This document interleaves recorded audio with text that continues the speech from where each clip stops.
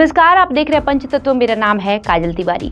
2024 लोकसभा चुनाव के परिणाम आ गए हैं। केंद्र में एक बार फिर से मोदी सरकार बनाने की कवायद भी तेज हो गई है, लेकिन नतीजों पर गौर करें तो 400 पार का नारा देने वाली भाजपा कई राज्यों में खराब प्रदर्शन कर कई सीटें गंवा दी है। उनमें सबसे ज्यादा उत्तर प्रदेश और महाराष्ट्र है।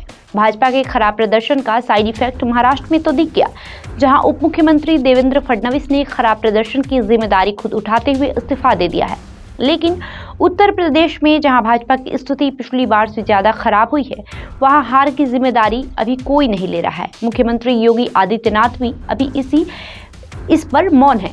अब सवाल उठता है कि योगी आदित्यनाथ देवेंद्र फडणवीस की राह पर चलते हुए हार की जिम्मेदारी लेंगे और खुद इस्तीफा देंगे, या केंद्रीय नेतृत्व का कोई एक्शन लेना होगा।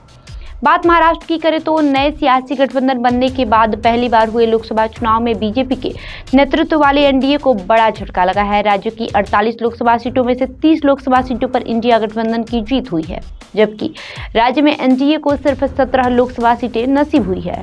लोकसभा चुनाव में महाराष्ट्र सबसे ज्यादा सीटें कांग्रेस पार्टी ने जीती है। कांग्रेस पार्टी को महाराष्ट्र में 13 लोकसभा सीटों पर जीत हासिल हुई है। उद्धव ठाकरे की पार्टी शिवसेना उद्धव बाला साहब ठाकरे ने 9 और शरद पवार की एनसीपी ने 8 सीटों पर जीत दर्ज की है।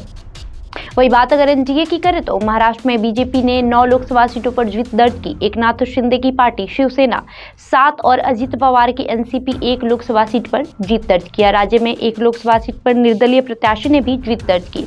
महाराष्ट्र में लगा झटका बीजेपी के लिए किसी बड़े सदमे से कम नहीं है। राज्य में पिछले लोकसभा चुनाव में बीजेपी ने 23 लोकसभा सीटों पर जीत दर्ज की थी, जबकि उसके साथ गठबंधन में चुनाव लड़ी संयुक्त शिवसेना को 18 लोकसभा सीटों पर जीत हासिल हुई थी।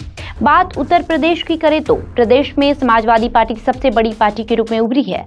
सपा को 37 सीटें मिली। सपा कांग्रेस गठबंधन को 43 सीटें मिली। बीजेपी को तगड़ा झटका लगा है और वह 33 सीटों पर सिमट गई है। एनडीए के खाते में करीब 36 सीटें आई है। इसमें रालोद को 2 सीटें और अपना दल सोनेलाल की 1 सीट शामिल है। वाराणसी में प्रधानमंत्री नरेंद्र मोदी लगभग 1.5 लाख मतों के अंतर से जीत पाए, जो पिछली बार की तुलना में बहुत कम है।